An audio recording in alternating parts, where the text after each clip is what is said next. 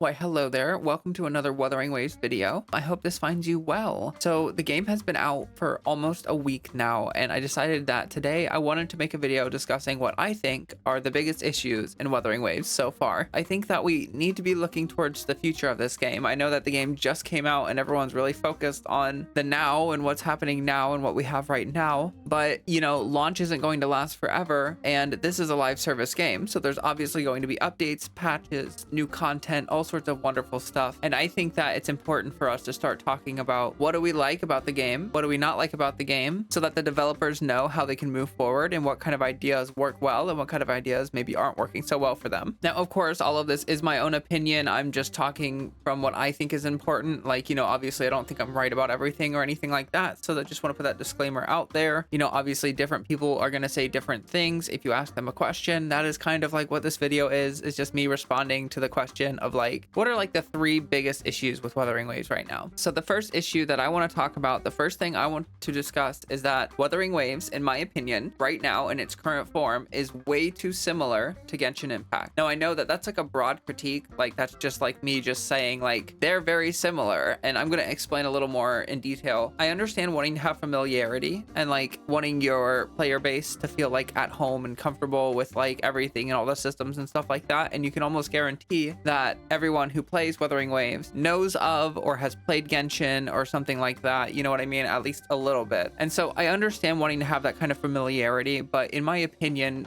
the number one thing that Wuthering Waves needs to do, the most important thing for the developers to do, is to create like its own identity, for it to be able to stand apart from Genshin and to not be necessarily like hooked to Genshin. And to explain a little more clearly, I feel like it sort of takes the excitement out of the game if we can expect everything to be pretty much exactly as Hoyoverse does it, right? Like if they are literally going to copy almost verbatim the formula that Genshin and Hoyoverse have created sort of for that game, then it sort of like takes the wind out of the sails, at least in my opinion. Especially like early days Genshin, if we think back to like early days Genshin, when we were looking forward to patch update live stream, like there was this sense of excitement in the air, there was a sense of hype that was unreal, and it was because we didn't know what to expect. We had no idea what was going to happen with this game moving forward. The way I look at it is like if someone's a Genshin player, like someone plays Genshin all the time or they have experience with Genshin, and you're telling them like, hey, you should check out Wuthering Waves, you should check out this game, it's really nice and cool and stuff, and I think you would enjoy it. If they ask you like, oh, okay, like what makes it different than Genshin, like why should I change games, or why should I add another game, or why should I go out of my way to like start a new game, right? Like they need motivation to do that, right? If you kind of say like, well, it's pretty much exactly like Genshin but like sci-fi, and like, you know, the combat's just like a little bit different, I don't think that that really is enough of a hook for people. Like I don't think that really grabs people enough and says like, wow, that sounds like something worth experiencing, you know what I mean? That doesn't bring that excitement to the table where it's like, oh, well, you should check out this part of the game because it's completely different than Genshin. It's something that Hoyoverse hasn't even done. For instance, I want to talk about the ecosystem in relation to this issue. The ecosystem is very different from the artifact system in a very particular way. We collect echoes in the open world by farming the monsters, and that's how you kind of unlock the various echoes, and then you can go to these like tacit fields, which are sort of like domains, and you can farm the echoes, right? That's all fine and dandy. I think having, like, I've talked to people about it, the fact that you can farm the open world for the echoes, the fact that you can farm the enemies for those is kind of huge, because for a lot of people that gives them more of an excuse to run around and kill a bunch of enemies, which is something that like in Genshin you really have no point in doing. Like there's almost no reason to run around and kill enemies unless you're farming a specific material to like ascend something, right? So like Wuthering Waves has this system or this mechanic which kind of gives new life to the idea of running around and killing a bunch of enemies because you're doing it to farm echoes, right? That's a good difference from Genshin. But then you kind of go back to like the system as a whole, and it's very similar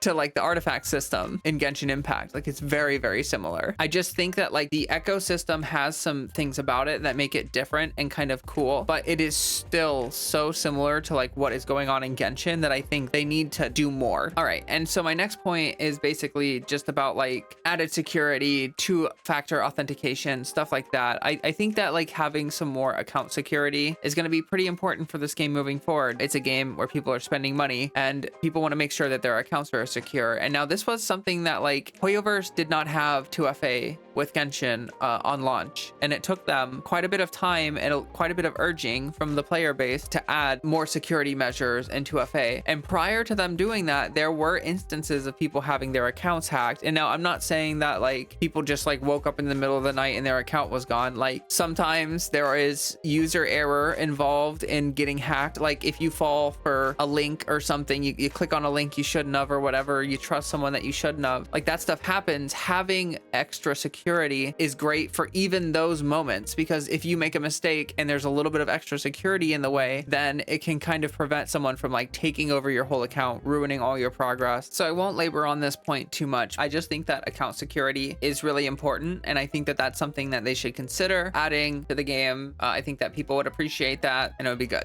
and stuff. All right, and now we're gonna move in to the last point, and this one is another kind of broad issue with the game because it sort of encapsulates a lot of things in one, and it's polish. Like overall, the game is actually very good. I think that the game has a lot of potential. I think that there's a lot of good things about Wuthering Waves that I really like, and things that I'm excited to see in the future in relation to the game. But there's a very big but here. I think that the lack of polish kind of sends a bad sign to the player base. I know Kuro Games is kind of a small company, but they may want to figure out or try to come up with some way to do better quality assurance testing, because like I've seen way too many typos. I've seen way too many instances of polish issues that would have been completely noticeable by just a single person playing through that section of the game. It's not stuff that's hidden. It's not stuff that's like hard to find or hard to experience. Like there is dialogue cut off from text boxes. There's voice lines that get cut off. There's all sorts of stuff. There's all sorts of like little small issues with the game. And I think that those things should be pretty seriously considered as like important. It comes across as if like a lot of people did some very hard work, but didn't double check it. And now a lot of the stuff does have to do with like story elements not functioning properly, dialogue, like I talked about, voice lines getting cut off and stuff like that. And I know that like between the first and second closed beta test, they reworked like 90% of the story. And so like that is a thing, but I don't think that that's an excuse, right? Like I know they're a small company, stuff like that, but like there are just a lot of small issues with the game that I think need to be resolved rather quickly. And I think moving forward with future content, they need to have more quality testing. And if they want to do like what Genshin does and have like betas where people can like do a closed beta test for the upcoming patch to like test things out and give their feedback and stuff like that, they can certainly do that. That would also help for quality testing and stuff like that. And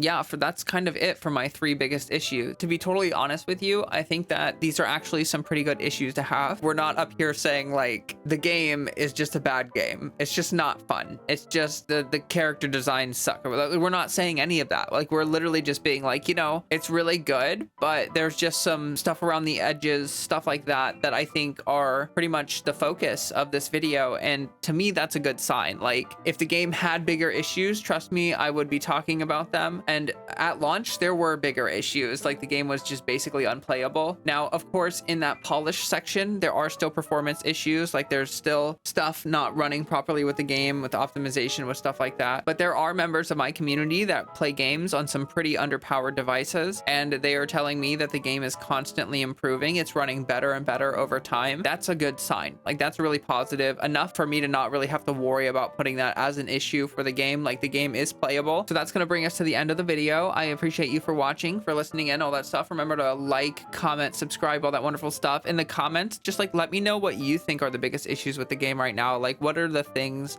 or the thing that you think that they need to work on the most so that this game could be successful in the future, and so that it can really compete with Genshin Impact and like push the market forward and progress things and all that great wonderful stuff. Just a friendly shout out for my own community here. We have a friendly little community. We're trying to grow, trying to do the things and stuff and things. So if you like playing like Wuthering Waves or Genshin or Star Rail or anything like that, and you want to join a friendly little Discord where people talk about video games and life and stuff, you're more than welcome to do so. We are very here. We're very here. We're for sure here. All right, well, I will probably be back in like another day or two. I've been trying to like release content a little more frequently, so like having a video every day or two is sort of like my goal right now. But I do want to keep streaming rather frequently as well. But that's going to be it for this one. I will catch you in the next video. Till then, drink some water.